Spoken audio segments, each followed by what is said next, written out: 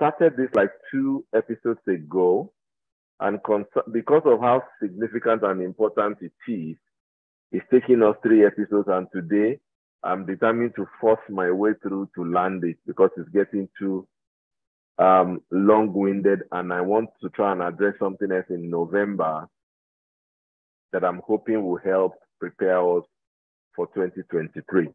So what I'm going to do today, therefore, is just fly through this. If you want any of the details, go back to the last 2 editions. If you missed the opening, I said that we are from the stable of Deli. Deli has a YouTube channel. And on that YouTube channel, we have I think over 300 different videos that deals with a lot of things. And included in those set of videos are the last 2 which we have done on this topic, which is using adversity for your advantage. So I'm just going to go very, very lightly through what we've covered. I would recommend you go back and watch those ones so that you can connect this so that it makes full sense. But this is the starting point, as is regular or usual with me, is that I always like to start with something philosophical. And what we are saying here, therefore, thank you, John. John has dropped the link to the YouTube page or YouTube channel into the comments, into the chat room. So you can just copy so that it's easy for you to find it. So what this is saying in essence is, this quotation is saying in essence is, what are we doing today? What problem are we solving today? When you have that mindset that every time there's a problem, every time there's something negative, if you look very closely, it is almost always carrying a seed of opportunity. The question is, can you see it? And if you can see it, can you exploit it? And if you can go back and watch, you will see all the elaboration that was done around that. Now, typical of this, the way we have decided to design this particular product, we weave it around stories, because stories are very powerful.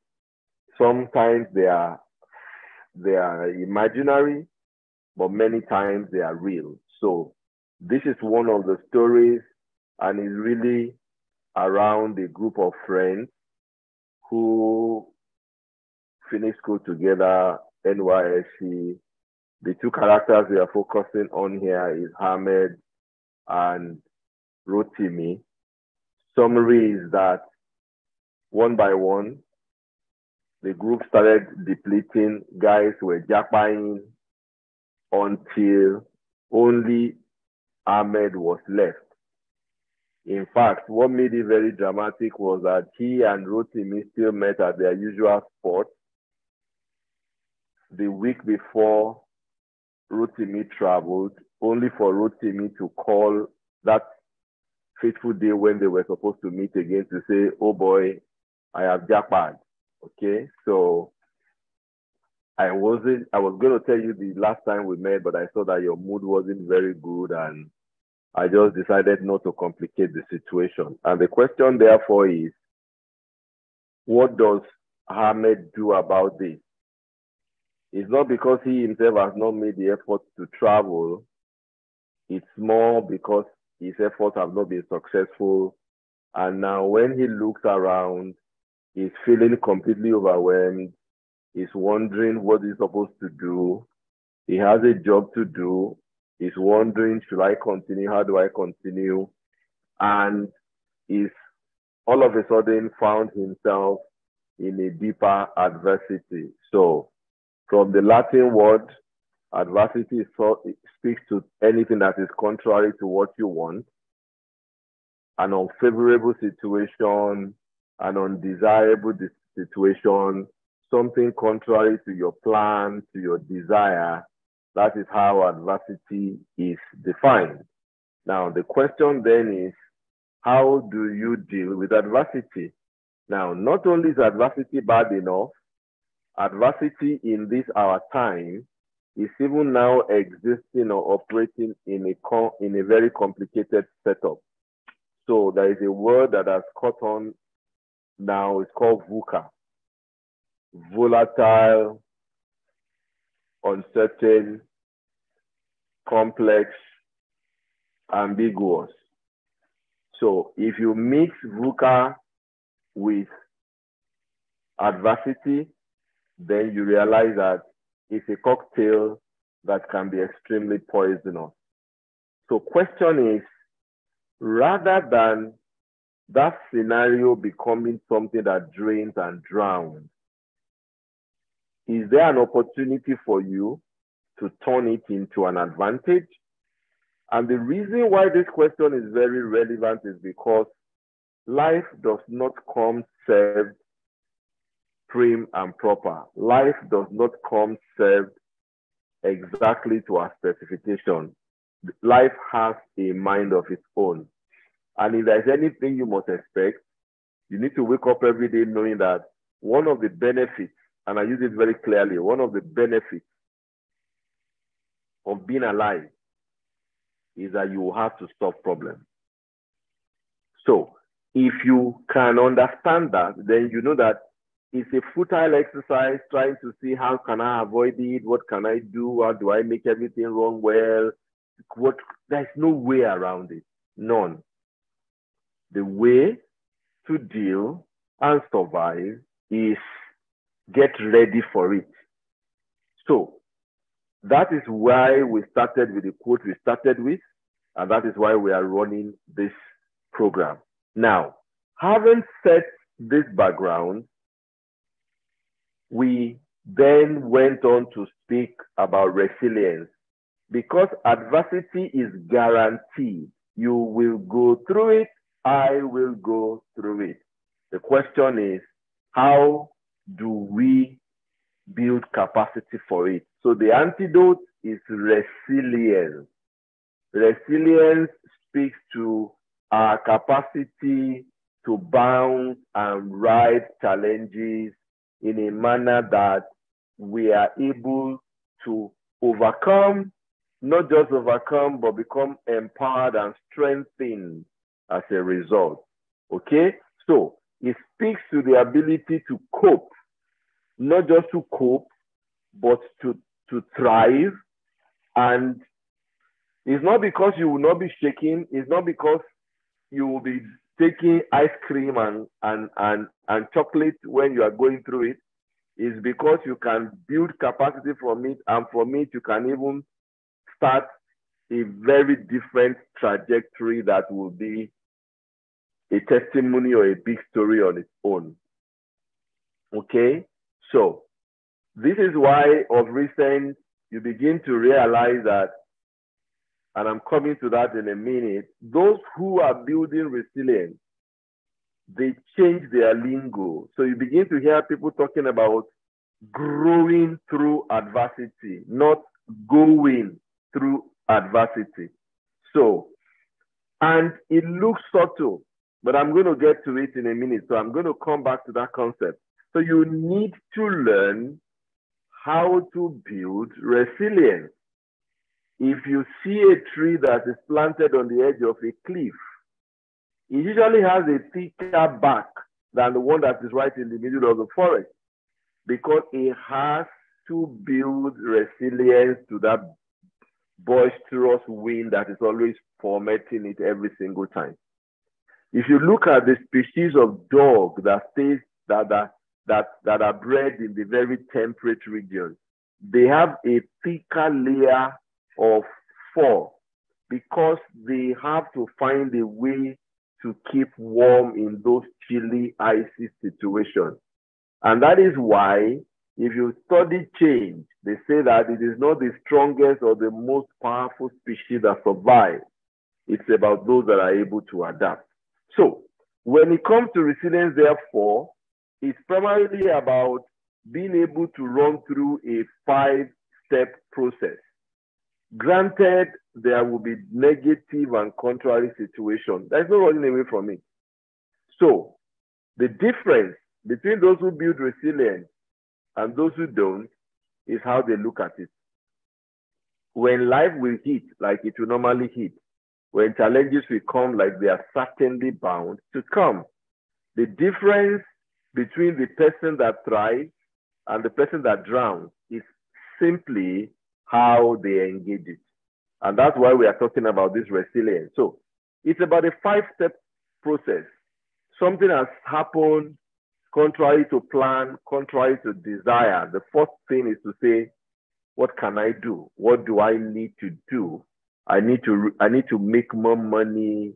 I need to become healthy. I need to find somebody who can solve this problem for me. I need to get a job. Whatever. What do I need to do? The next question is, what am I able to do? If you are able to do, starting with wherever you are, because no matter what it is, there is always something you can do.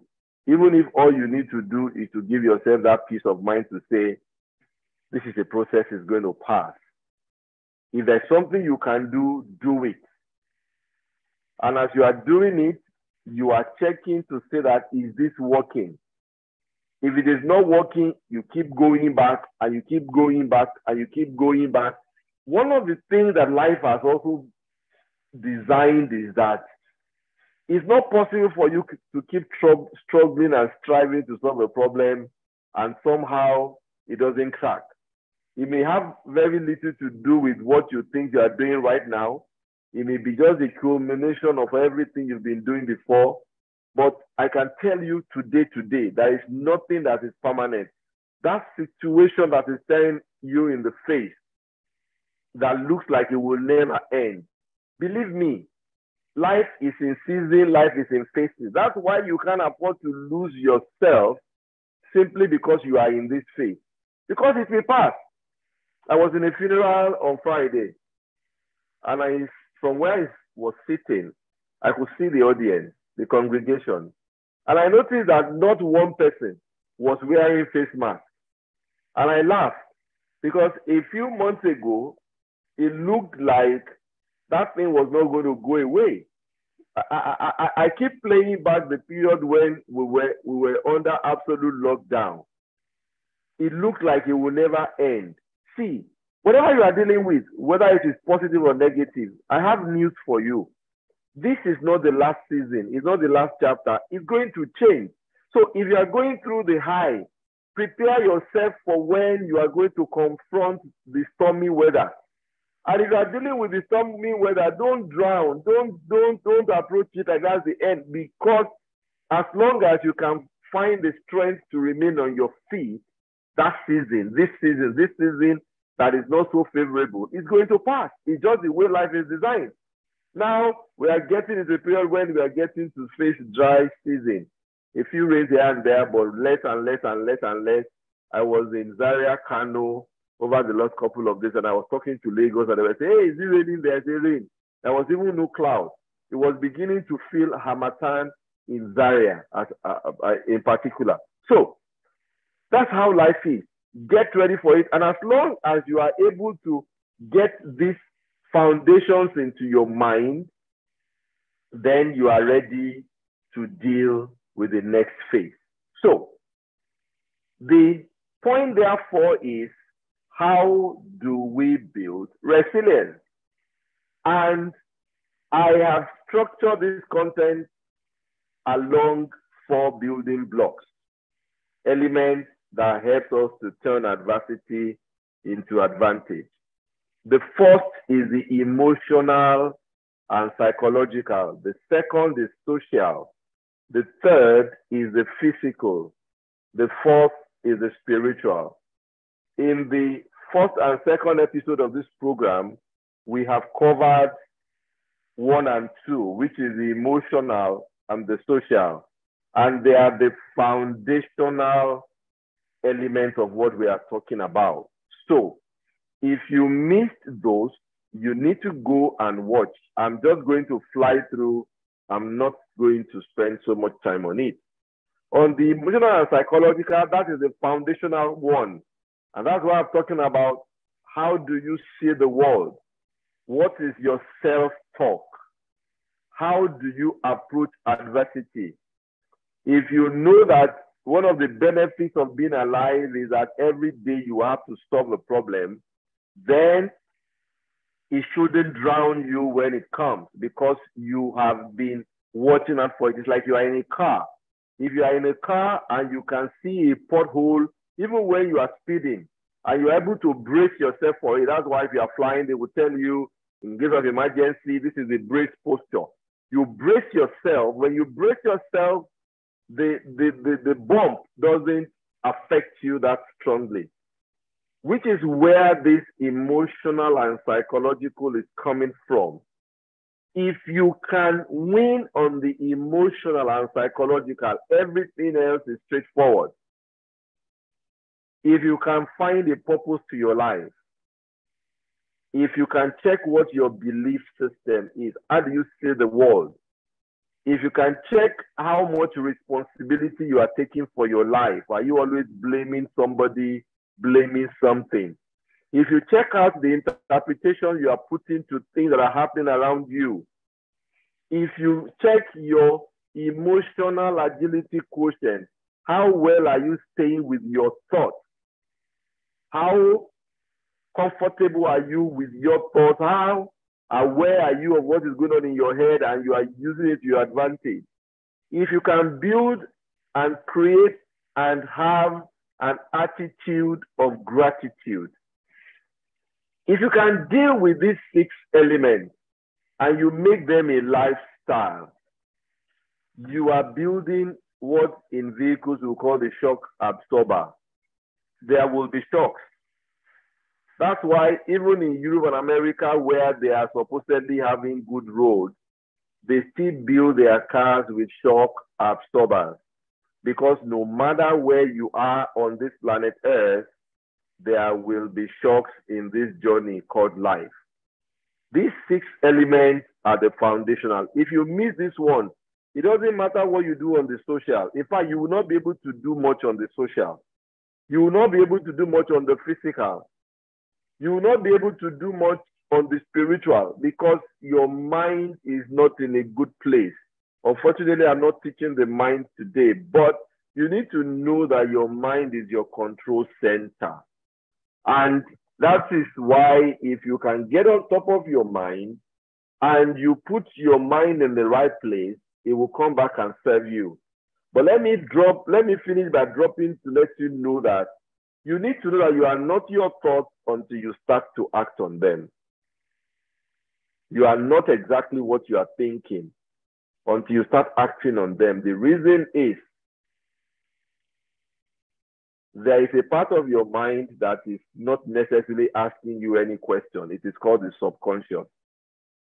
So when you are aware of this, you are more deliberate, therefore, to be sure that you are putting your mind in the right place as you go through life, because it's a given. You will run into bumps. You will run into bad weather. There is nothing you can do to protect yourself from it. There is nothing you can do to immune yourself from it. It is a given as long as you are alive. Therefore, brace up for it. That is emotional and psychological. Then we go to the social. Now, for the social, like you know, research has repeatedly shown that people that live long, live healthy, live productive, they are not necessarily the people who are the smartest. It has very little to do with genes. It has everything to do with our interconnectedness, our interrelationship. And I'm telling you science. If you're on the group chat on Telegram, you can ask. I will drop the video for you. Research that happened, I think, over maybe 40 years. They took these teenagers, profiled them, and followed them every year. They would check with them and check how they're doing. And they found out that the highest predictor for living long and living well are those who have very strong connection with their environment. They have good friends. They are involved in community activities. There is something that they are doing that connects them with other people. They have a very good family structure. They have very good relationship with their wives and children. It was critical. And science has found out that none of us is strong enough to go on this journey called life by ourselves. None. Even animals. I love to watch National Geographic on DSTV, the animal part. And you find out that even when you have the very fiercest animals, lions, hyena, tiger, when they want to catch their prey, they wait for that one that is straying. When they're in a pack and they're in a herd, it's very difficult because when they come, others will rally. And they keep moving like that in groups until they move out of the danger. So, as human beings, all this talk about my space that has now come into our lingo now. What's the value of your space when you are not designed to live alone? We need to start valuing connection over my space. We need to start valuing connection over my comfort. I don't want anybody to hurt me. I don't want anybody to put their mouth in my matter. And you think you can now be playing the ostrich. It's extremely expensive. Last week, I hinted on how you can manage your journey of dealing with people. Please check that video. I spoke about type of spaces, and I spoke about how you can move people from one space to another in a controlled manner where you will know exactly what is going on. So it's completely up to you to make up your mind, but know that if you want to build resilience, interconnectedness, and how much of the quality of your social life is a major factor in how you build resilience, particularly in terms of adversity. So those were the two that we've covered. Today, I want to try and cover the last two. The first is the physical. Now, one of the best gifts you can give to your brain is exercise. When you are active, there are hormones that run in our body. When you are active, you get the positive hormones flowing freely in your body. As in, you will literally feel good. Now, it's very uncomfortable, very inconvenient, but you want to have strength, particularly when you are going through tough times. You need to build that rhythm and that regime of working out, of being physical. Step out of your space, take a walk.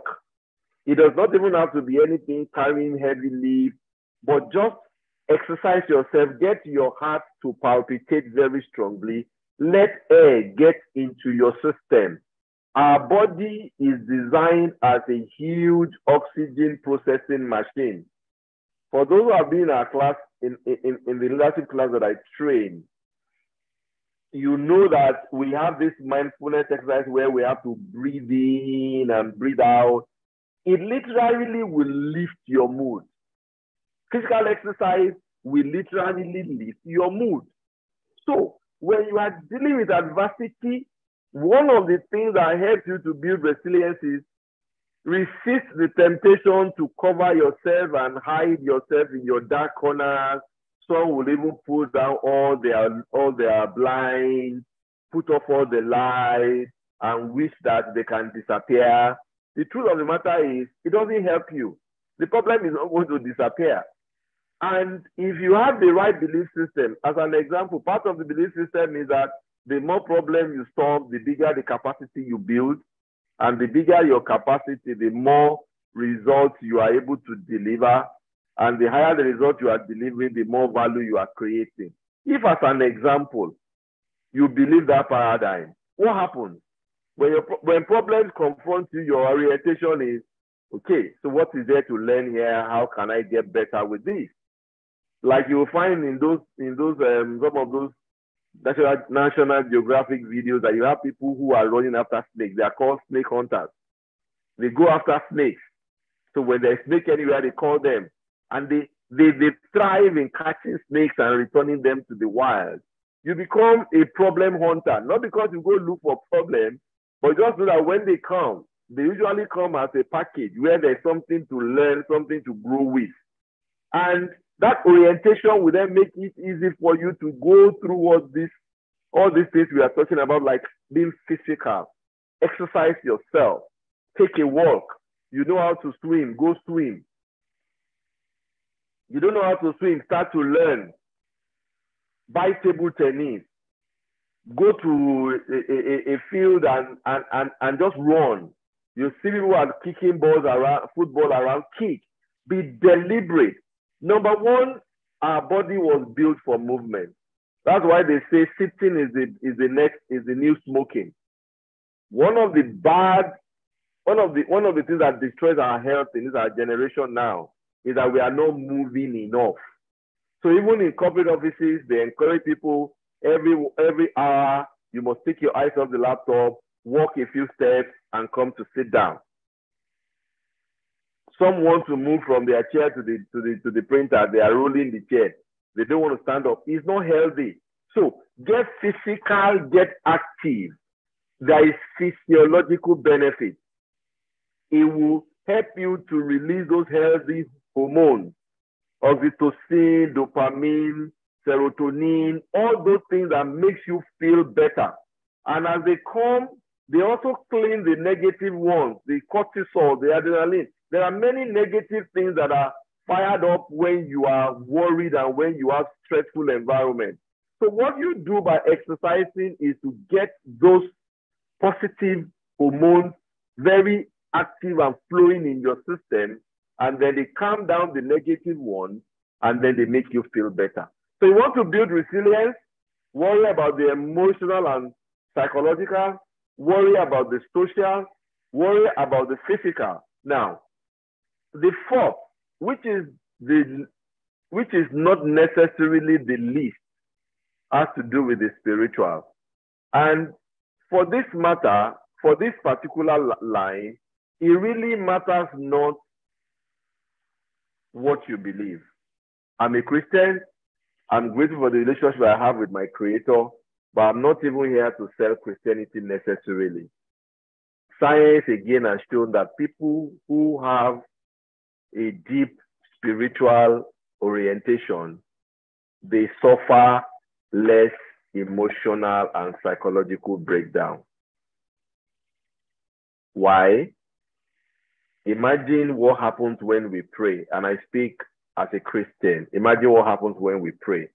What happens when you pray? You go to a place, whether you are kneeling or standing, you are talking to somebody somewhere that you have faith in, that when you talk to that person, he can hear you.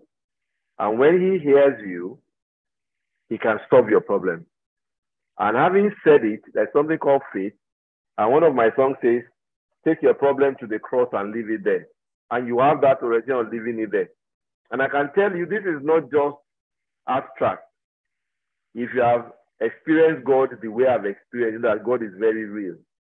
As in, you can talk to him, he will hear, he will talk back to you, not because all your problem will disappear, not because all your problem will just vanish, but if it's going to solve them, he can tell that if you connect well enough, he can tell that this problem, I'm going to solve it. If he's not solving them, he can tell you that this problem, I am not going to solve. I'm going to give you the grace to run through it. And sometimes you may not even get any answer. And you need to keep connecting until you get an answer.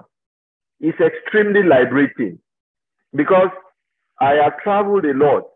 And imagine you are driving on a road and somebody tells you that between Lagos and Ibadan, the traffic is only up to the Long Bridge because they are doing construction there. Once you cross the Long Bridge, everything after that is free. The problem is easier to bear. I went through a very, very tough phase of my life for about 7 years. But it's not a story for today. I don't have the time. But the summary of it was that before I went into that journey, I was warned by God that you are going to go through some very tough phase.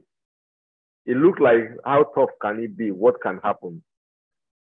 And when it happened, and I started seeing it, I mean, there was a time when, and I kid you know, there was a time when I was, how do I say this now? I could not even afford to fuel my car. So I'm not talking from theory. There was a time in my life that I had to beg friends for money to fuel. And I'm not talking about something far away. I'm talking about the last 10 years. And I had children in school. I had to beg friends for money. As in, literally go to say, hey, my friend, please send me money. I do not have any cash, and I got bills, and I got this, and I'm not even expecting any money. There was nothing on the table, and I'm not joking. The time where all I could afford to buy inside the car is 1,000 naira fuel. There was a time when I remember quarreling with the fuel attendant because after selling maybe 1,000 or 2,000, the fuel gauge did not move. And I'm not joking. This is not famous. But you see, it's easier to bear when you have a deep spiritual connection. And it doesn't come by just saying I'm a Christian. It doesn't come by just saying I go to church. No. There is a way you can connect with God where you can talk to him the way I'm talking to you now, and you will experience him. And I'm happy to share that with you if it's something that interests you. So, but the point is, people who have deep spiritual connection, they find adversity easier to bear. And a big part of that is what you have on the right side of your screen that speaks to spiritual exercises. I sing, as an example. I'm in the choir and I enjoy singing. And many times, I take bodies to choir practices, just practices. And before you come back, the burden is lifted. Not because you even went to pray, or you have a discipline of studying the word, and then randomly to you it is random, but it's guided. You just stumble on a particular verse. Sometimes you've heard it before many times, but you have a different meaning right now. Sometimes you've never heard about it. You wonder, how come this is here and I've never seen? I remember 1997. I was in River State, Port Harcourt, and I was 7. And I rejected myself from the bank where I was posted because I did not want a bank. Thinking I was going to get oil, and I was roaming the streets of Port Harcourt. I couldn't even afford transportation. I was walking from Athens. I walked very long distances. I remember in those days when I enter an eatery, the first thing I'm looking for is their price label, because I know how much is in my pocket, so I don't go and embarrass myself. It was very bad. And so that weekend, I was tired. So I just packed my bag. I went to Owerri in Imo State to see one of my friends, with the mind that once I come back from Owerri that weekend, I'm packing my bag and I'm going back to Ibadan. But I'm tired. I will go and start all over. I will redeploy and do something. And then, like I said, I sing. So I was in church that morning. The service was about to start. In my church, the way it works is that the organist will just play something to get the service started. And lo and behold, that morning, of all songs of all morning, the song that organist was playing was a song that is called "Be Still My Soul." Be still my soul, the Lord is on your side. Bear patiently your cross of guilt or shame. I can't remember, but the line that stuck with me was, trust in the Lord to order and provide in every change. He faithful will remain, something like that. But it was a song about trust. I can't even remember who the organist is as I speak to you. And I'm sure that man had no idea what I was dealing with. But believe me, that song was like when I went to get in Owerri. It lifted my soul. It was like God just said, be still. Just chill. I'm going to sort you out. And guess what? The very following week, I got Shlom BJ, if I remember the story very well. There was no GSM, there was nothing. It was very dramatic. That GSM, that Shlom BJ story. And at that time was the biggest oil servicing company in the world. I got placement with them. And that singular movement completely changed the trajectory of my career. What are we talking about? Deep spiritual connection. So, you want to build resilience. Take care of the emotional and psychological. Take care of social. Take care of physical. Take care of spiritual. If you have all these things in place, you are likely going to have capacity to deal and swallow and use adversity to your advantage in a manner that people will wonder, where do you find the strength? I was talking to somebody recently, and the person was telling me that your own is different. I said, I don't understand. You don't know. The people look at me and say, this guy can never. I've been through a lot. In fact, I keep telling people, thank God we don't look half like what we've been through. So, what we are saying, therefore, is that it's very tough right now. I'm going to get to 2 sections shortly after this open mic. We'll just take 2 samples of either at the macro level, what is happening at the national level, or at the micro level, what can it be that's happening at the individual level? How do we then apply all of these things to build resilience? But the message here is, please, whatever you are dealing with right now, or whatever you may have to deal with in future, does not have to drown you.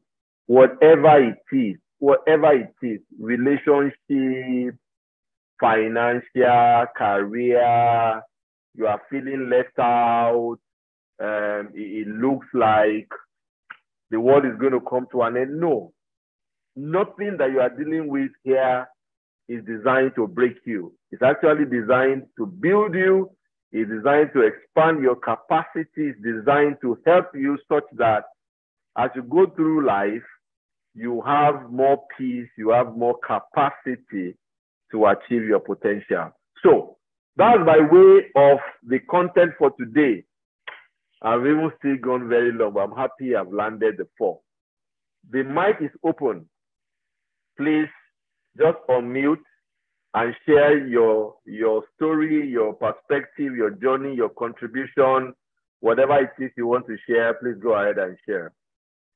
Okay, so John has dropped that song. Be still, my soul, the Lord is on your side. Bear patiently the cross of grief or pain. Live to your God to order and provide in every change. He faithful still remains.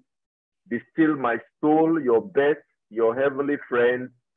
Through thorny way leads to a joyful end. Yes. So that's the benefit of having a deep spiritual connection. And if you saw me put push there, push stands for pray until something happens. Extremely powerful. Anybody sometimes I wonder how people get through life who are not connected with God, because I just do not know what my own life would be if I did not have that kind of connection. Anyway, so enough of me. Mic is open. Like I said, this is not a training. This is a knowledge and experience sharing session. Please, who wants to share with us? We are all ears. The mic is open. Thank you, and thanks for being here.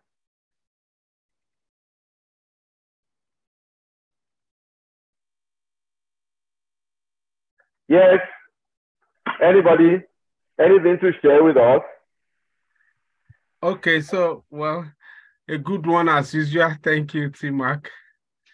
I mean, so as we have discussed, maybe for those that have not been around for the past 2 sessions or so it's something one is to have almost like a pocket diary or something, how to deal with VUCA in a VUCA world. And So I think just a few days before today, I was thinking, even what happened in UK. So, I mean, you see, there was a new prime minister, and then, they had to change it. I mean, so if such happens in Great Britain, at this time, you and I should know that we need to just be ready. We need to just create a system for ourselves to, so it was just telling me that you just need to find a system, just like tmak was saying, connect to God as much as possible. Well, maybe some people may say it's not necessary, but it's necessary.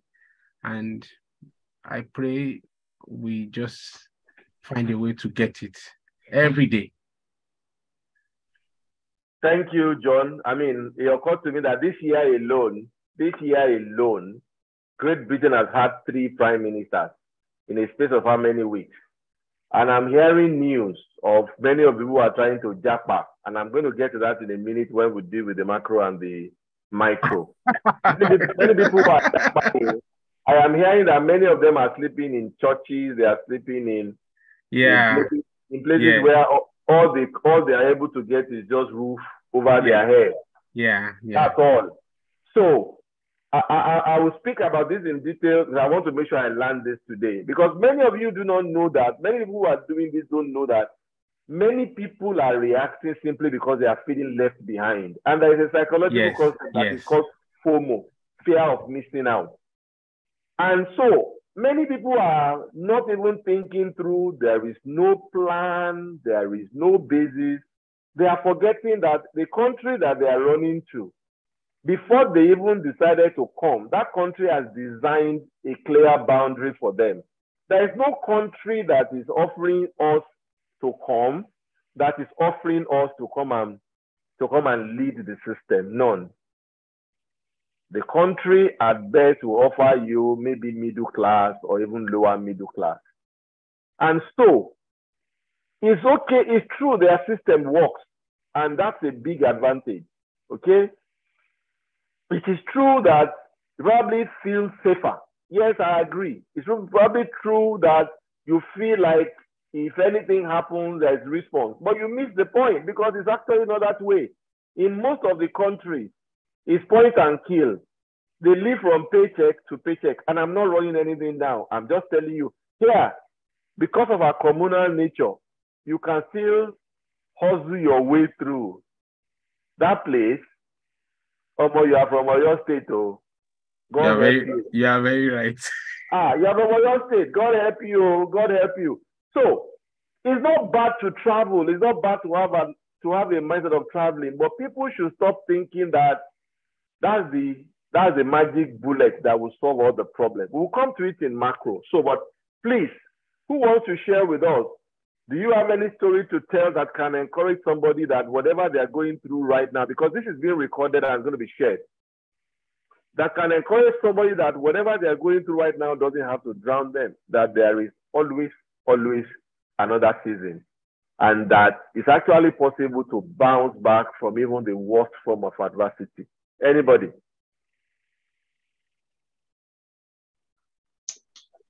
Good evening, everyone. Good evening. Okay, so mine is not something serious, but is a funny experience I'd like to share. Please go ahead. There are times I'll be very broke, like very, very, very broke, and it looks like nothing is going to happen. And then through those seasons, I always feel very miserable, like very, very miserable. Like, why is this life like this? The moment I get some money, I usually automatically forget how I was feeling previously. So, it has happened so many times, and now I have come to adapt to that situation. So when I am broke, I just tell myself, sit it through, it will change. And it has always changed. So I've come to adapt to that kind of situation. It no longer gets me on the edge anymore. Like, hey, I don't have money. Oh, it feels like I'm going to die and all of that. I'll just wait till, a miracle happens, and then life continues. Is a waiting of not doing anything? A waiting No, of not at all. Not at all. Not so at can all. you explain the waiting?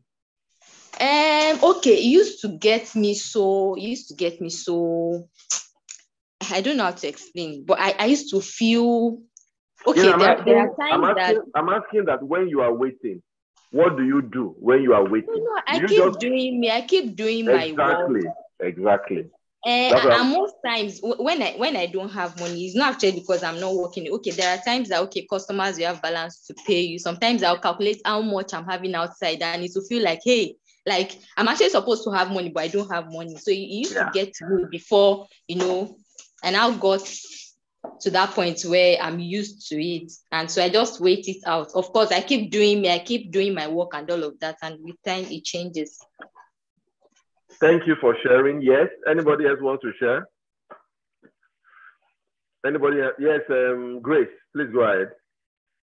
Okay, good evening, everybody. Thank you for the session. Okay, I'm going to share an experience back then. I knew when I was seeking admission, and it was always as if it was never for me. In fact, it got to a point I was feeling, okay, I don't know how people get it. Can someone like me ever get it?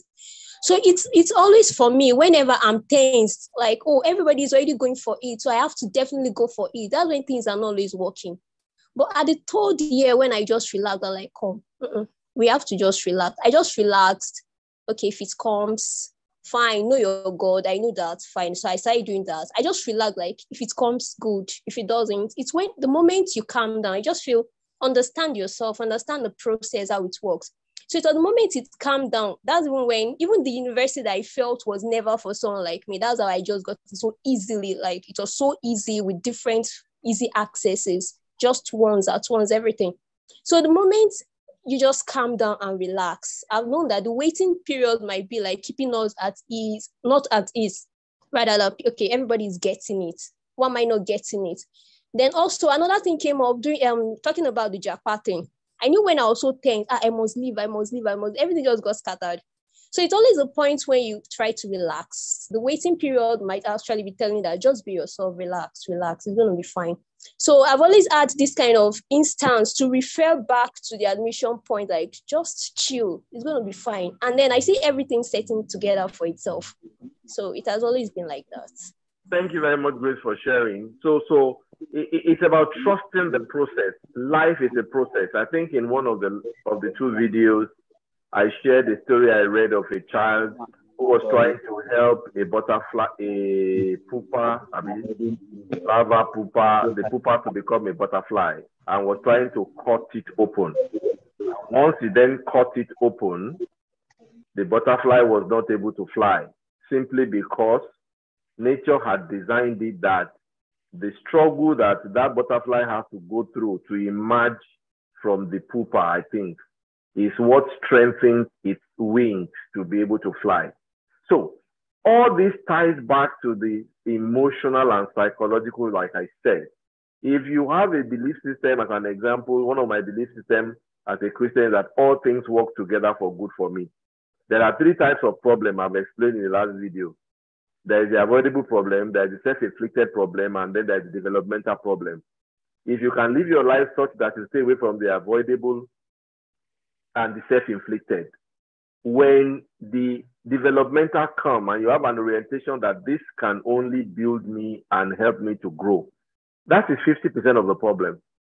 So when I was asking Olayinka what she does when she says she's weighed, it's not by folding your arm and thinking that, oh, I am praying, something will fall from the sky. That's not what we are saying. If you remember one of the slides I said, there are 5 steps. Something has happened. What can I do about it? Whatever it is, small or big, get going with that thing. It can even be as simple as praying. It can be simple as talking to somebody. And then keep checking. If it's not moving, check again. What can I do? If it's not moving, check again. What can I do? Layer by layer by layer, you build capacity. What will solve the problem may not even necessarily have anything to do directly with what you're doing. But the person that went into that problem will never be the person that came out of it, because something would have been transformed in your mind. And that is where the capacity gets built from. Yes, Okwe, please go ahead. Good evening, everyone. Good evening, Okwe. Personally, I believe that troubles or problems. I think sometimes I just need to be grateful that those things happen and that there are learnings from it. Sometimes it just makes it look as if somebody is not doing anything, or if your work itself, as if you've not really thought through of each of those things. Today's session just makes me realize that I've come a long way. I've had good winnings. You need to look at the ones that I have done excellently well, and the ones that are difficult. There will always be difficult times. It also prepares me for the next one. So I think that's the right perspective to look at these things. Sometimes I just forget about it because I realize some days when I think about a lot of things, the next morning I will be too tired. Either I'm having serious body pain, massive headache, make some silly mistakes that is normally you shouldn't make those kind of mistakes. So I guess keeping the mind and the body, keeping the mind or having control of that mind and seeing problems or seeing challenges as something to build muscle or something to learn from. Exactly. Build muscle. I like that phrase. Yes. Build muscle. Thank you. Thank you very much. Olayinka, you have the floor. Thanks, IBK. So I just wanted to comment on the previous speaker before IBK's comment. Yeah, Ofe's comment. Our last point. I just wanted to, give another perspective to that.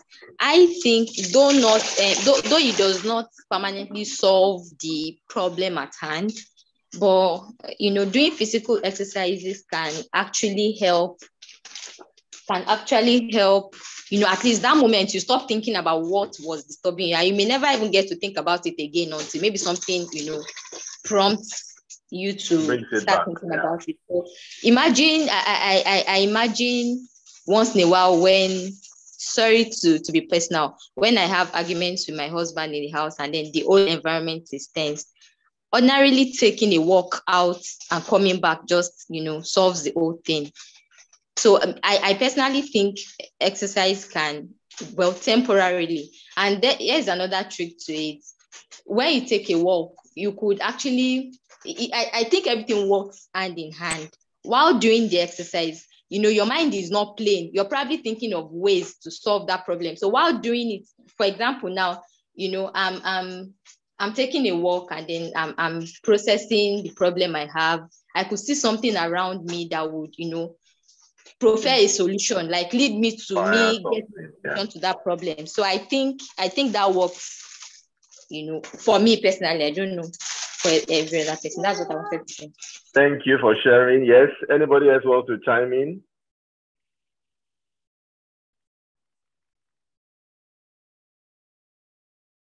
You can unmute or you can raise your hand. So, okay, yes, go on, John. So just to say, please, exercise is very important. It's just like the last speaker said, it makes you have, sometimes, just like Timas have said, sometimes we all have problems, but having the muscle, the strength to think in another perspective, which sometimes we call thinking out of the box, because sometimes we box ourselves, really.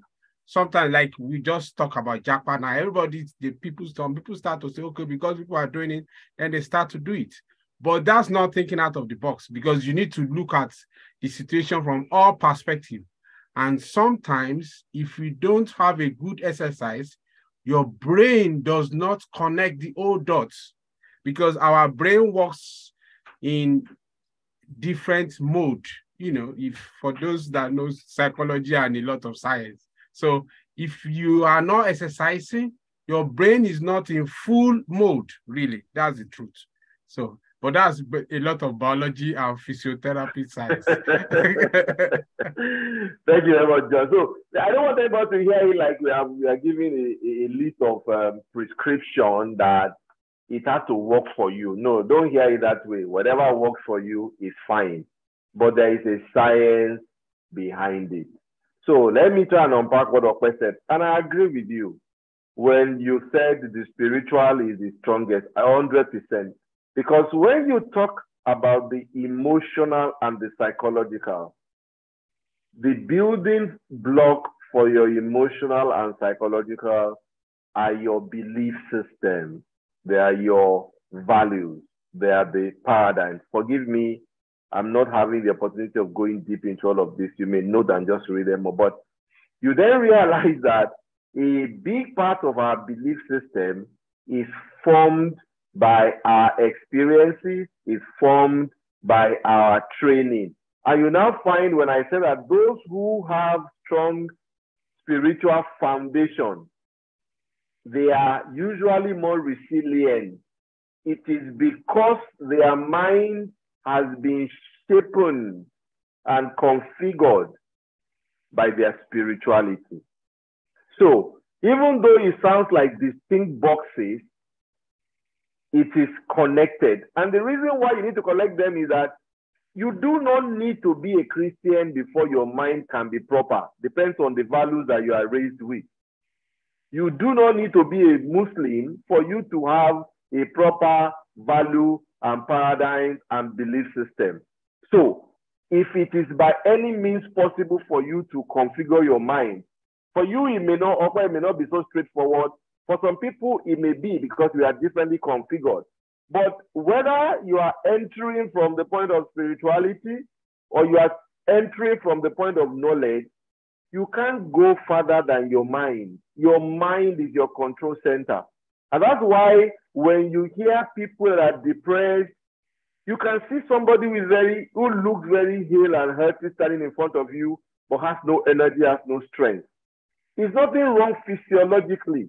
The emotional is usually where the problem starts from. So, whether you are entering from the spiritual door or you are entering from the knowledge door, the point of impact has to be your mind.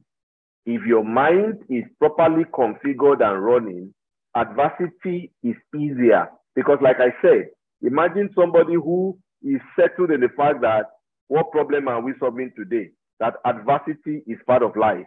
He does not look for trouble. He doesn't create problem, but he knows that it will happen at different times. And when it comes, after the initial shock, immediately the mind goes into, okay, this is why you are alive. So how do you solve the problem? And that's extremely powerful. You begin to then find out how to connect it. Now, on the exercise, it is not even about whether you think or you do not think. It may not be something that works for you as a person. Maybe you need to try it harder because this is not something you do once in a while. And when we say exercise, we are not talking about going to gym and lifting weights and doing muscle builds. We are talking about things that get your body to process oxygen better. Some simple thing like walking, simple thing like running up and down the staircase a few times and doing it at a rhythm. You will physiologically feel better. In fact, simple exercise of mindfulness, just breathing in very deeply, holding it, and then making sure you exhale, push all the oxygen, all the carbon dioxide, and take another round of oxygen. There's no way you will do it for 5 times, and you will not all over your body feel better. And what is the value of that? It helps your mind to get into a better place. So everything, whether it's physical, whether it is social, what does social do? You are not alone. Something happens, you have people riding around. They are helping you to carry this, they are helping you to solve that problem, they are calling you, they are asking questions. Everything plays on your mind. So whatever you need to do, you have to keep that mind. The Bible talks about guarding the mind with all diligence. Because why? Out of it are the issues. That's the stuff. So exercise, spirituality, emotional, psychological, social, whatever it is, it's all about making sure your mind is in the right place where you have the right vibration. Because once you have the right vibration going on, there's nothing you can solve. And you'll be shocked that that thing that looks like a problem may end up being an opportunity. Okay, I don't want us to go too late today. I just want to fly through these two because this adversity can happen at the macro level or at the micro level. So at the macro level, let's look at the Nigerian situation or whichever country you are dealing with. How do we build resilience in this environment where exchange rate is terrible? As we speak, some people's life investment, 20, 30 years have been destroyed by this flood. Those who are working look like they are not working. Companies are struggling. And it's not peculiar to Nigeria. Like John said, UK is dealing with their own. Their real workers have been on strike on and off. You go to many countries, aviation, airport, airline workers are on strike. In Europe, they are dealing with serious energy crisis. America has experienced 2 negative GDP for 2 consecutive quarters, which means that technically America is in recession. It's just not the most exciting news that you will see anytime you open the news channel.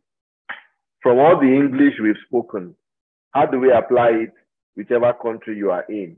How do we build resilience in the face of all this macroeconomic pressure? Yes, this is really where the rubber meets the road. How? Anybody?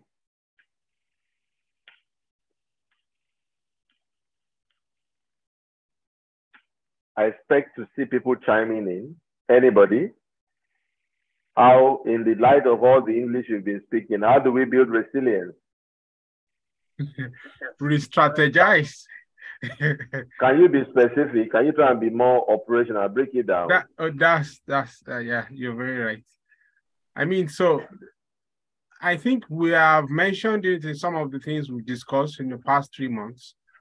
There are things as individual, as home, that we know work for you. We need to, and I think you mentioned it too. There are some things that, like the step 1 in science, in some of us that did computer science, we call it algorithm. So there is a part of that algorithm that you know it is very optimal, or part of your process that you know it is optimal. That process, you and I need to find a way. I don't know. tmak will put in all the business stuff and put in a lot of science stuff. You and I need to, I was still thinking about it like a week ago. You and I need to find a way to optimize it. So in our life, in things we do, there are processes in our life that are always optimal. We need to find a way to expand it, find profit, and, finding profit from it, so to say. Very, very correct. Yes. Thank you very much, John. Anybody else? Anybody else wants to chime in? In this kind of environment where the economy and everybody just dealing with stress, how can you do? Yes, Olayinka? I think it is not to stick to one stream of income. It is to diversify. Yes. Look for as long as it is legal and it is morally, okay. It is, for me, it is anything that will bring money counts me in. And then there's something I say often: if you don't help yourself in this country, nobody will help you. So with that mindset, it's not just in this country, anywhere. So with that mindset, anything that will give me money, I'm ready to. We know that you are a money monger, so it's not your own that So for me, that's one approach. Thank you. If anybody else wants to chime in, how many people see that? Yes, please go ahead. Sorry, I will say learn from experience, understand. Okay, that's great. Yes, go on. Yes. For you. Then try and check what has worked in the past, because we tend to forget easily what we should, like how we got out of a problem. Yeah. So we can always compare what brought us out of it so it can work for the next level. So one of the exercises that we will have done if we had the time is what everybody keeps going back to. You have overcome certain adversities before. You have. You, yourself, small, big. You have overcome some before. Don't throw away those experiences. Don't throw away those knowledge. All right? You also have seen people bounce back. Because when you look at the macroeconomic impact, everything usually boils down to economic considerations. Because as an example, if you can make enough money that gives you the comfort and can afford the things that you are looking for, your pressure reduces, your problem is redefined. So in this macroeconomic environment, how many people are aware that this jackpot syndrome is actually also creating opportunities in a different side? Who understand what I'm saying? Who knows who can see what I'm talking about? I don't think it's right that we have a lot of our skills and knowledge going away, but there is a flip side to this for those who are here. Yes, okay, I saw you unmute your mic. You want to say something? Yes, I can see it. This is actually creating more job opportunities because those people that are living actually have jobs here. So by living, and most of them are even living in very untidy ways. So many companies are even desperate to just get somebody in. So it's all about upskilling. Those who are actually putting themselves into getting more skills, getting skills that are needed in the society, they actually have so much more opportunities now. See, Tolani, I can see you. I'm coming in a minute. See, there is an opportunity even in this adversity. Some roles that some people may not have been thought about or considered in 3-5 years is being thrusted upon them. The question is, are they ready? I have a phrase that I say repeatedly, that success is what happens when preparation meets opportunity. And in this environment now that you do not even need certificates anymore, the marketplace is very extremely liberalized. The problem is, as human beings, our wiring, and listen very well, this is where the mind comes in. I can talk about the mind for a whole year, because when you win at the mind level, you win everything. Now, as human beings, our natural worrying is 1, blame somebody else, meaning don't take responsibility. 2, complain as against taking action. Just keep complaining, keep worrying. Why? It's easier to worry. It's easier to complain. It's easier to blame somebody else. But when you find people, do you know that in 6 months, to Okwe's point, you can upskill. And it is now solely, when we were growing up, you have to look for us, get admission, go to school, get a certificate. We are now living in a world where the market is interested in what's your portfolio, what can you do, what's your track record. Now imagine somebody was in a job, if he has been paying attention and learning and understanding and equipping himself, and then the boss all of a sudden jackpot. It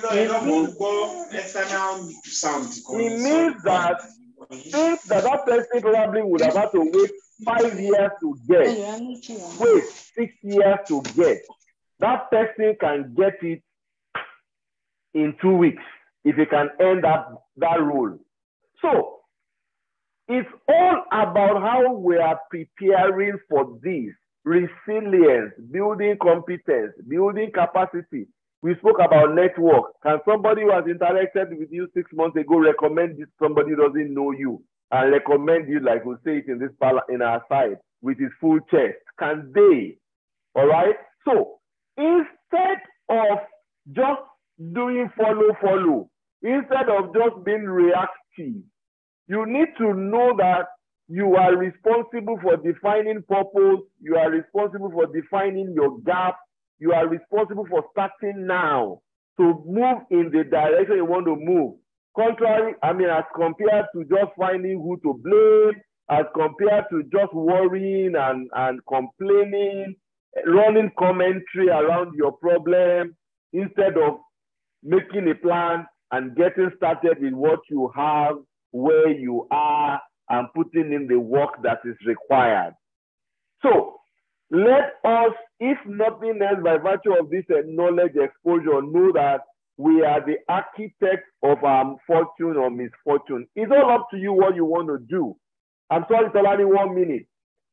In this world where people are paying millions and climbing walls and sleeping in embassies, do you know that there are people that are being recruited from Nigeria all expenses paid. They will get their visa for them.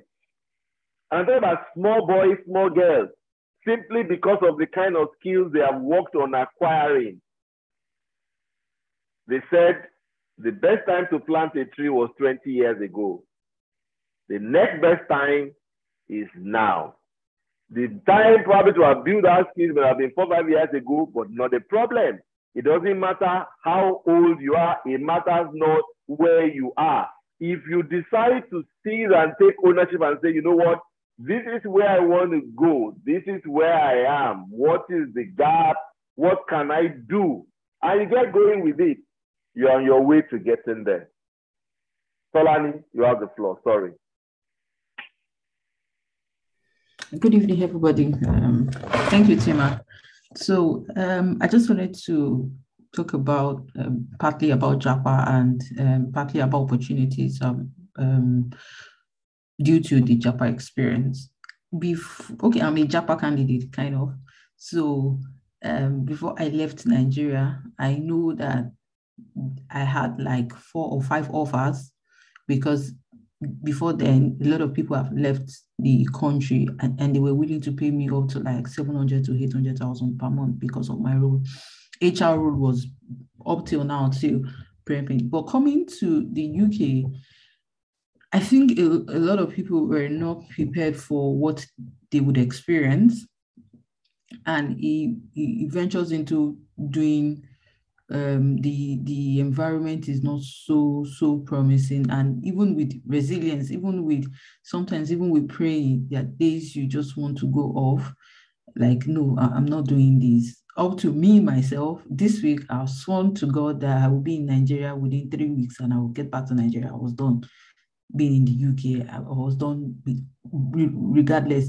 So even with the strength that you have, even with the families you can even talk to, when you get to a place that it looks so you're starting all over again. I know one person that has returned to Nigeria already, that he wasn't doing it again. He said he was done. And he has just spent 2 months. And that is because this uncertainty around it is so high that you would prefer to go back to your own base, and where you know you can predict a lot of turnovers, you can predict a lot of actions to it. So the word resilience, yes, I think the only thing is all going back to God helping us. Is all God helping us. The main thing is a lot of people traveling. The question we should be asking is, why do you want to travel? Do you want to travel because of the pressure, or you want to travel because God says you should travel? If God did not tell you to travel and you eventually travel, you'll be doing a lot of care job. And the hours working here is so different from the hours working in Nigeria, like 14, 15 hours. What I would typically not do in Nigeria is what I am currently do, and I need to laugh through the hours. So even when you think you're prepared and you get here, all your level of preparedness would fly through the window within 10 minutes. If I need to start a shift by 8 and I need to do it 8 a.m. to 8 p.m., that means I need to leave my house by 5 a.m. Wow. And I'll get home by 10 p.m. Wow. Yes, and that's for tomorrow. And by Monday and Tuesday, I have a shift from 7 a.m. to 10 p.m. That means I'll leave my house by 4:30 and I'll get home by 11:30. And I'll do that for Monday and Tuesday. If you are not prepared mentally, emotionally, which nobody's ever prepared for, if you are not prepared, you will be out before you even started. Wow. And there's no way you would hide. So resilience at this point might not even work. Preparedness, even when you need to go back and say, God, did I actually hear you right that I should leave Nigeria? Because at this point, I should not even be doing. tmak, my kind of work in Nigeria, I wasn't really bad in Nigeria, but leaving all that for what I currently do, to be fair, I would say it's not worth it. So, but the level of resilience, Let me just chip in something. Sorry, Falani. I don't want to forget. Please, if you are here and you are more than 30, do not leave Nigeria. Do not, I say again. Even if Facebook recruits you, Facebook recruited some people, and I'm sure you have heard, they have been told to go home. Good enough for most of the people that were in EMEA, they were given the return ticket home. For those that went outside EMEA, there was no return ticket home. So, I mean, and sometimes I think people are not reading the news of what is outside. Because when you hear your PM of UK went back home, the seat is too hot, and she went back home, you should know better. Sorry, you're like, Tolani, I'm sorry, please. I didn't want to forget. Yeah, Tolani, do you want to land now? Because that thing was Bonnie John, he couldn't hold it. Traveling was a joke on me, right? Now, I can say with everything, if I have a return ticket tomorrow, I will most likely leave. It is that crazy, that me and you, we get our talk after. So we talk about that one. But it's good. Resilience, preparedness, it's another thing entirely. It's in the book. You need to be emotionally, as in I think there was a lot of propaganda around traveling. Too much propaganda, and I keep saying it, too much propaganda around traveling. Unless you understand, very few people will tell you the truth about what you would come and face here. But when I got here and I saw that the quality of, the only thing I would say wasn't working in Nigeria was, let's say, the system. But for the rest, even down to the food, it's a mess. So it just winds you up and say, please, can even if you want to deport me at this level, can I go back to my country? It wouldn't be that bad in 2 months. Even if I'm earning less than what I was earning before, I would take it. But here, a lot of story, you hear, I see people come into the country every day and they keep saying, oh, I need somewhere to squat. Coming into the country, no accommodation, nothing. It is a mess. It's an eyesore. I wasn't thinking I was going to get this kind of personal sharing. Thank you so much for being... Honestly, tmak, I don't know what people were thinking. Just after COVID, UK did not have tomatoes, peppers on the shelf. True. So I don't know what people were thinking. True. When I was hearing that people were moving, I said, moving to where? Maybe you should move to Germany or Spain. UK did not have groceries after COVID. Yes. True. That's to tell you the system is completely failing. True. Very true. I really appreciate this deep personal sharing. So the message, and for those who will probably watch this after, the whole essence is that, look, and Tolani was saying resilience. Yes, resilience that we are talking about, we have situated it in the fact that there are 3 types of problems. There is the avoidable problem. There is the self-inflicted problem. And then there is the developmental problem. So we've said, do your best to stay away from avoidable. Do your best to stay away from self-inflicted, so that when the developmental one comes, then you can deal with it from a point of resilience and capacity. But it's very difficult. Can you imagine somebody who left a very good job here, who sold everything and just abandoned, maybe didn't even resign properly, just jackpot under like a bullet from the gun, and now gets there. Which mind is he going to use to process all these things that you are saying now? He knows where it's coming from. He knows how he left the place. Suddenly coming, he knows all these things. Do you know that? Don't you know his mind is already messed up? Please go ahead. Okay, so Tima, back to that one. I think the best thing, I don't know when anybody will be watching this video. I think the best thing, or what I think I should have done better, was before you leave Nigeria, if you can get a remote job, please do. It will save you. What I see every day if I go to work, holy Jesus, is not something that I'm very young. My career is young. Anybody in right senses should see. Anybody. I'm not enough, but what do we do? Care job. That's it. Thank you. That's what Thank you do here.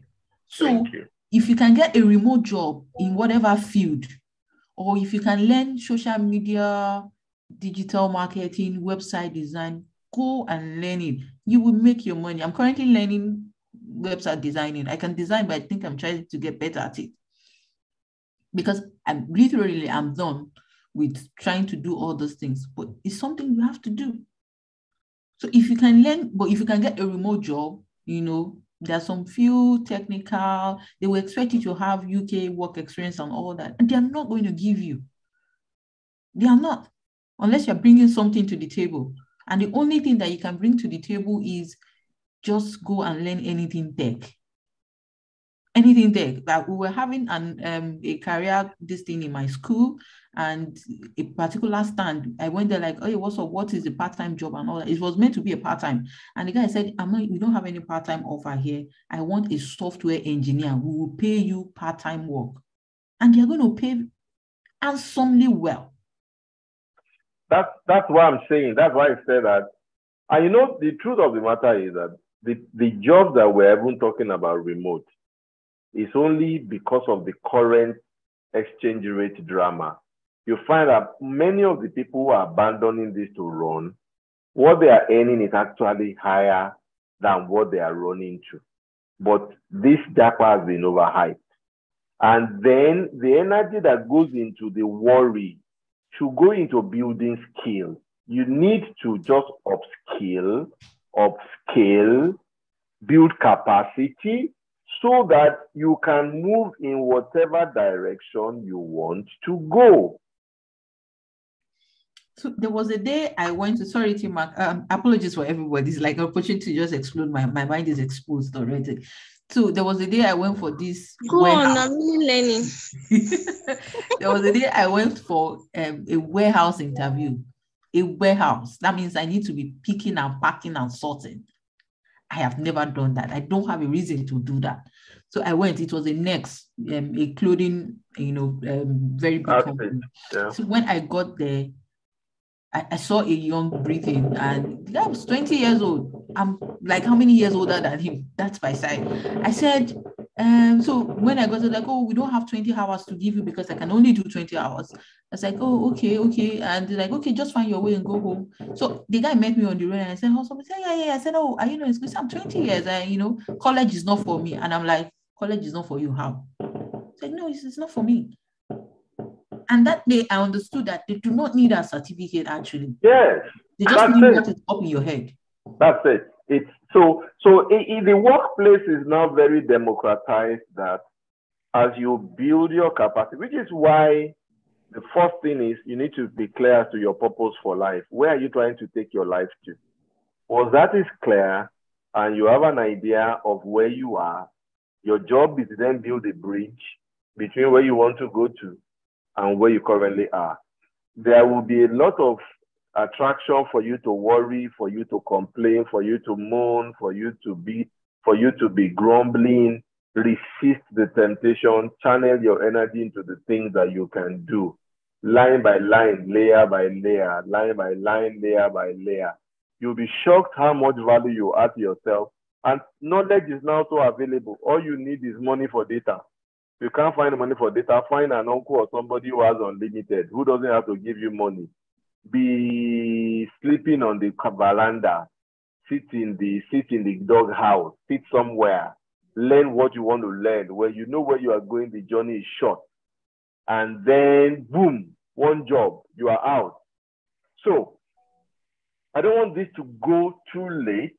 So, whether it's at the macro level or it's at the micro level, where somebody is suffering, somebody has had a personal setback, relationship broke down, lost a loved one, had an accident, suffer losses, is still the same. Once you can stay away from avoidable problems, once you can stay away from careless, self-inflicted problems, if it comes as part of your developmental problem, it's exactly the same thing. Remember, this season will pass. Another season will come. to Olayinka's point, your job is to find whatever you need to do to just make sure you are still standing, whether you are going to hold on to something. I gave you a story of when I was running through some very rough time. It was a period when I started my entrepreneurship journey. And then somehow, it's a story for another day. And there were days when 3-4 months in the organization, it would be work that I'm trying to do on my own, do training here, there, that I'm running the company with. But as long as you have decided to find a way to stay in the business, after a while, I remember those people call and say, tmak, are you still doing this, your consulting? Because in their head, they are thinking it's a temporary thing. But today now, you have a lot of people who now know you and they are recommending you and they are giving you that reference. That guy is the best in what he does, and others are coming. Just be clear as to where you want to get to. Do your gap analysis, resist the temptation for grumbling, resist the temptation for complaining, resist the temptation for blaming other people. It's because of my father, it's because of my mother, it's because of this one. Because excuses are cheap, there's always somebody to blame. But when you take responsibility for your life and you take it by the scruff of the neck, with God on your side, it will not happen overnight. But one of the elements, one of the factors that build joy is progress. You will not sleep any day without feeling like you are moving. And as long as you can keep that happy mode and you can have your vibration running high, you are likely going to overcome that scenario and build capacity and be in a position to help other people. Okay? So, while adversity caused some men to break, it has caused some others to break records. There's nothing we can do that can make life to go in this like finished product that is all wrapped up and very nice label and sitting on the shelf. If you know what those things have gone through before they get to that point, you realize that life doesn't come cut dry and served the way we are looking at it. It is therefore up to us to make up our mind, be expectant that in life we will always have those situations, but instead of them breaking us, we can use them to break records. The same way you can put egg and carrot in the same hot water. Egg gets hardened, carrot gets softened. Or you put coffee and egg in the same water.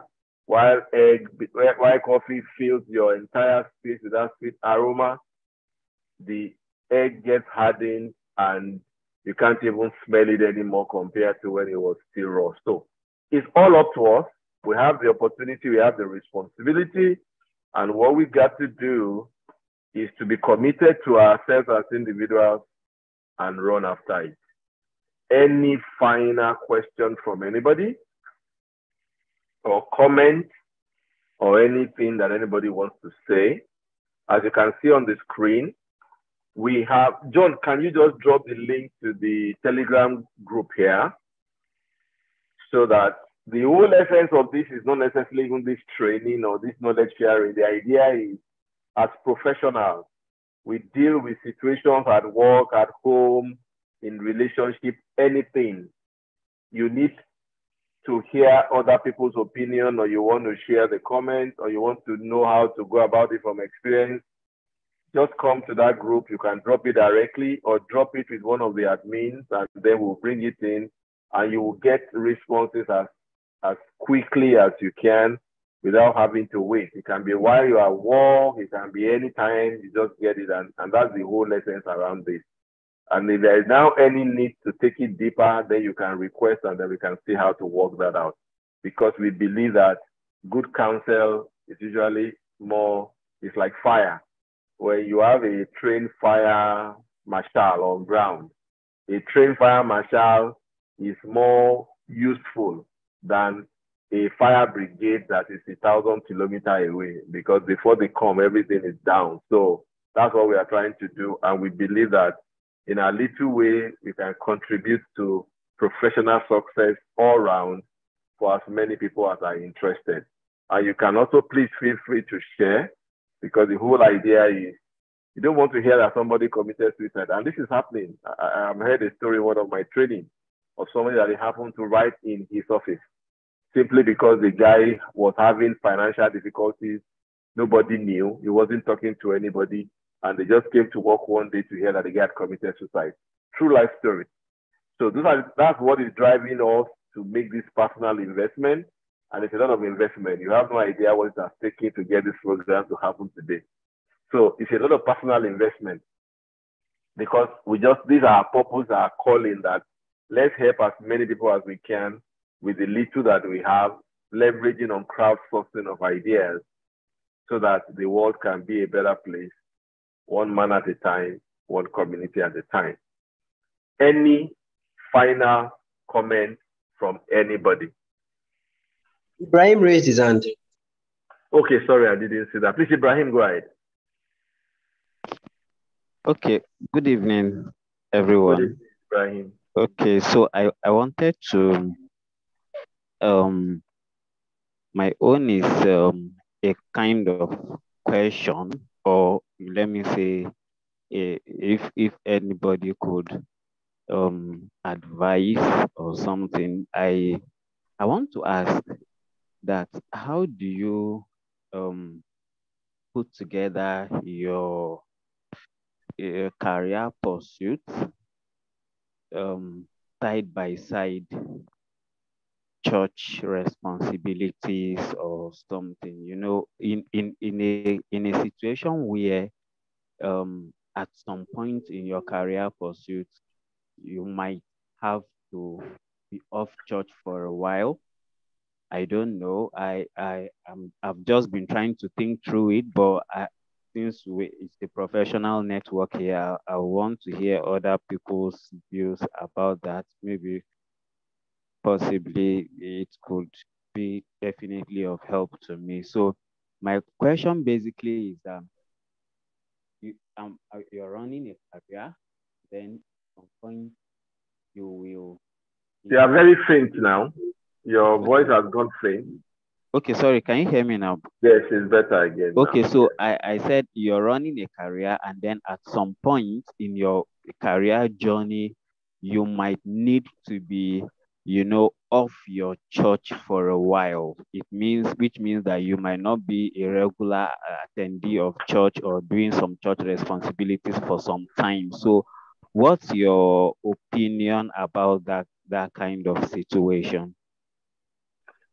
So before anybody answers, so if I can just kind of rephrase it, yours is church, but it may just be that while you are running career, there are other things that you are probably committed to all along, that it's more around finding that balance between your career and the other demands. Did I say it properly? Okay, what I mean is the career itself. I understand you. So there is the career part, and there are other demands. For you, is the church demand. For somebody else, Yes. It may be family. It may be Yes. social. It may be a club that they are serving. It may be a Very group well. that they belong to. So how do Yes. you find that balance? Correct? Exactly. All right. So who wants to chime in? I thought we were already landing, but let's quickly try and deal. Anybody wants to contribute to that thought? How can you find that balance between career? I mean, imagine a woman who also has a family, and at some point she's been very busy with career, and then family comes, and now duties of raising children, looking after them. She has done 1, she has done 2, she's done 3, and then career is there. How do you find that balance? Anybody?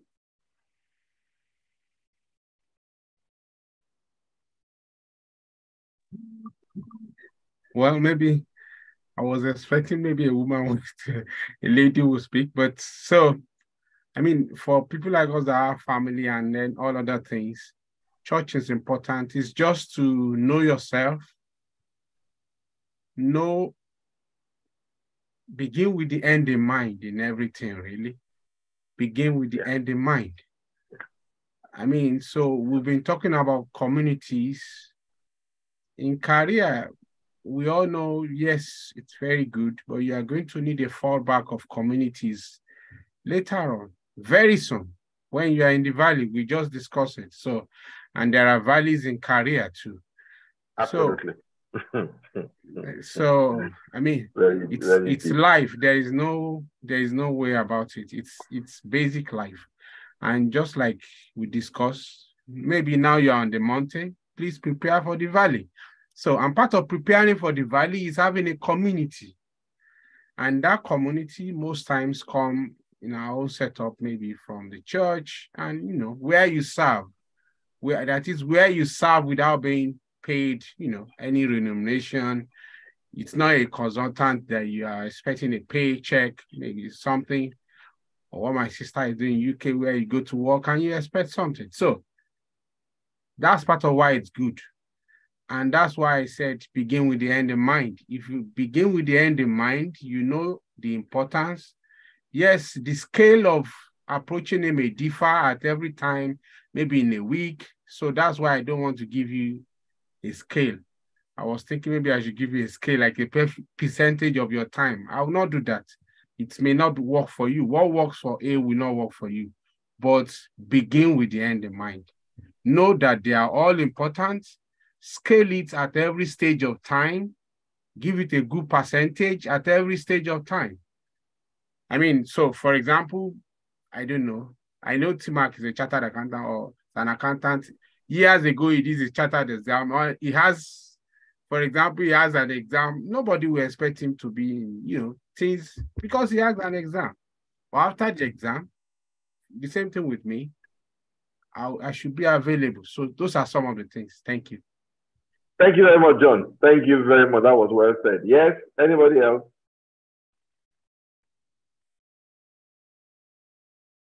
Anybody else? Okay, we need to be landing. Okay, Okpe, yes. Okpe, go ahead. Okay, so I think balance is actually very important, and I agree with what John has said about assigning percentage, like weight to things that you need to do and then have the end in mind.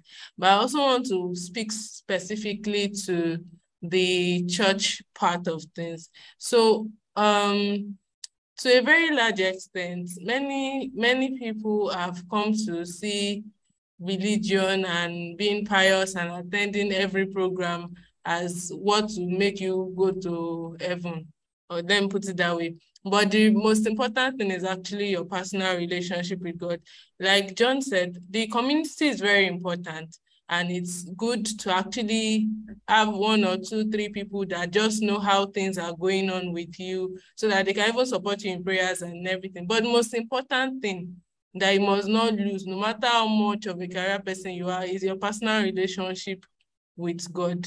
So you could change to, okay, you have to do online service every other Sunday or something, but don't lose that personal relationship with God, and just make sure you remain connected to the community of the church community. Even if you can't attend the physical service, check up on people, let them check up on you too. Don't discard their concerns, and just be willing to open up and let them understand that, okay, this is why things are like this, and just make sure you don't lose that, your personal connection to God.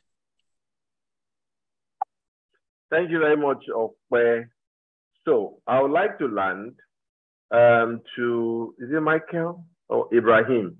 To Ibrahim, I think you have joined the Telegram group.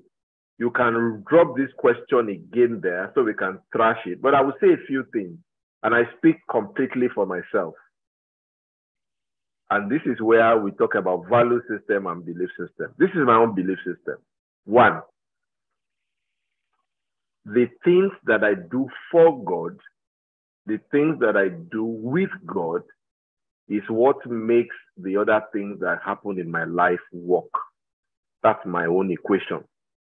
So from my money, to my time, to my talent, to my network, anything else I'm able to achieve is because of the fact that I are taking care of God's side.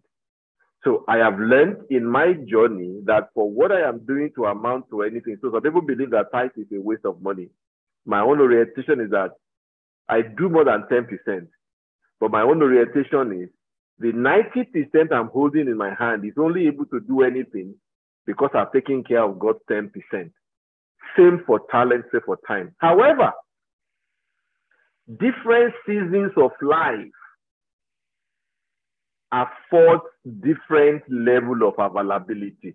So that's why I do not want you to see it as an on or off. I want you to see it as a season. A few years ago, I decided to go and run a master's in UI. And I did it full time. And I was working in Lagos.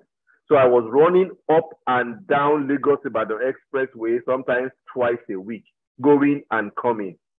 In that phase, a lot of the things I was serving in my community shrunk. Why? They knew I was on the program. So I didn't abscond. They knew this phase, I cannot be available. I'm into music. For the first time in about 15 years, I skipped a couple of concerts because some of the concerts fell when I was writing exams. And I was one of the leaders. But I still couldn't be there because it was a season that called for focus on academics. But guess what? It's done. So it's more around what everybody has said, say, start with the end in mind, because when that job stops loving you, you will not know. And the people that can love you, if you abandon them, it is not easy, no matter how spiritual they are, to pretend like you have always been there. So on this, our group, go to the YouTube channel. There is a video on life balance. I don't believe in the concept of work-life balance, but I think it's just one life. Your job is to find balance in your life to all the different things. Find that video. It's called Life Balance. That is, I think it's more than one or two where we dwelt with this issue of finding balance. But the summary is find that balance. Don't be skewed. If you think everything about career, don't worry, career will end, and the other one now will be too late to build. And if you abandon career and you allow this to also encroach, it will also be a problem because you may not be feeling fulfilled or satisfied with your journey. So we can continue that conversation in the group chat so that we don't keep everybody here for too long. But I just want to personally thank all of you for making this appointment. It's been extremely exciting to have the energy and the contribution we've had today. For those who spoke, John, Tolani, Grace, Ibrahim, Olayinka, Okpe, everybody that has spoken, I hope I mentioned everybody. Thank you. And for those who have not said anything, for having you around, so nice. Join us in the Telegram group. Go to our YouTube channel and see if there are contents that make sense to you. We try to do this once every month. And the next one, by the grace of God, I pray, because our weekend is tight. I want to do something on planning, preparing for 2023, because you don't drift towards your destination. You don't succeed by accident. Please don't run off, because I'll still be a survey that I would like you to quickly take before we go. But the one for November, by the grace of God, will be on how do you get deliberate. They say the best way to predict your future is to create it. What are the tips that we can share in our small journey that we can share with ourselves so that we don't just, again, float into 2023 and think it's about rice and chicken and granite oil for Christmas. And then 23 comes, like 2022 is about to end now, and then we are not even, there's nothing we are running after. It's a very frustrating mindset to have. So I hope you make it a date. I hope we spread the word within your community. We would like to have this grow as much as it can. It's completely free. It's just for the love of humanity, how we can achieve world transformation, one man at a time, one community at a time. John, please, do you want to go ahead with the survey now before everybody runs off, please? Thank you very much. So please, you have the survey. I would really appreciate you to just take it. It's just two questions, I think. Please just help complete it as sincerely as possible, because the feedback helps us to see how we can design this and make it better. So as you do that, you can just, you can open your mic and just say hi if you want to, or you can just say, you can just drop off, and that will be good night. Thank you everybody for all that you've done. It's been very exciting having you here today, and see you around very soon. Thank you very much. Thank you.